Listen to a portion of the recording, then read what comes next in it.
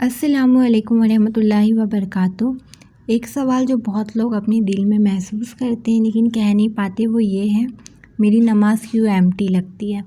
میں وضو کرتی ہوں، فرض ادا کرتی ہوں، سجدہ کرتی ہوں، لیکن دل میں سکون نہیں آتا۔ کبھی کبھی لگتا ہے جیسے نماز بس ایک روٹین بن گئی ہے۔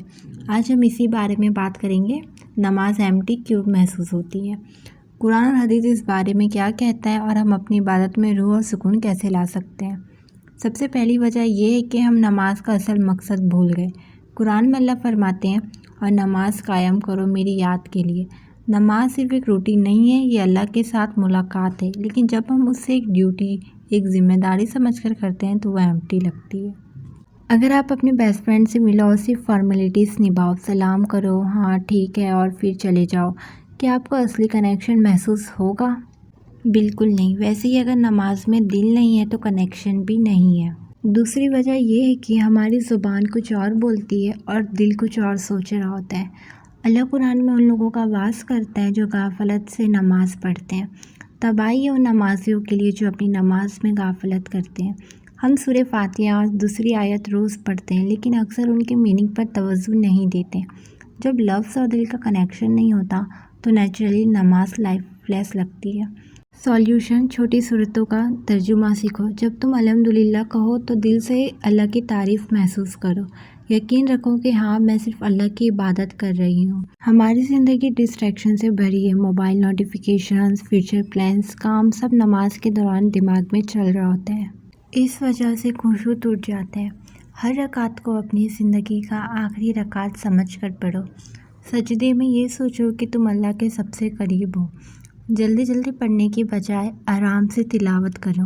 گناہ اور دنیا کا اثر، قرآن کہتا ہے نماز فحشاء اور برائی سے روکتی ہے، لیکن اگر ہماری زندگی گناہوں سے بھری ہو، جھوٹ، غیبت، حرام کام، تو نماز کا اثر کم ہو جاتا ہے۔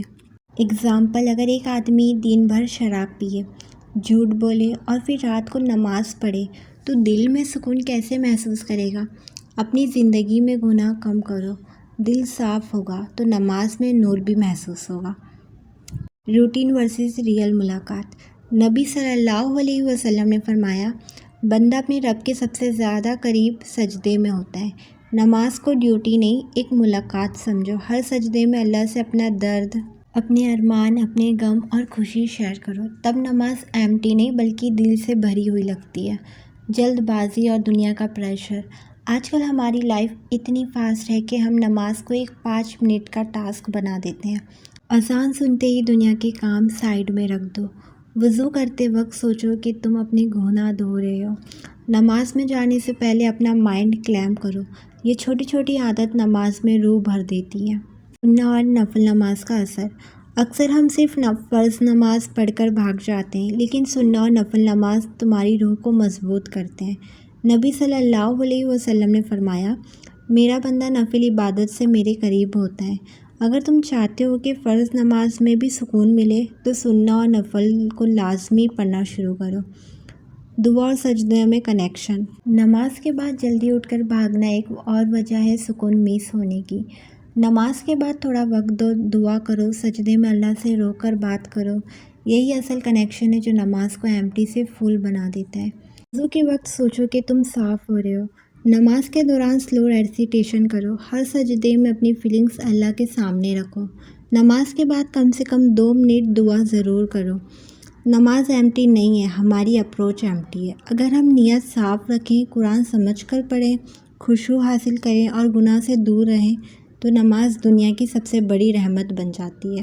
آج سے ایک وعدہ کرو، نماز کو صرف ادا نہیں کرنی ہے بلکہ اس میں روح بھرنی ہے، اور یاد رکھو، جس بندے کا اللہ سے تعلق مضبوط ہوتا ہے، سجدے میں اس کی زندگی مضبوط ہو جاتی ہے۔ جزاک اللہ خیر۔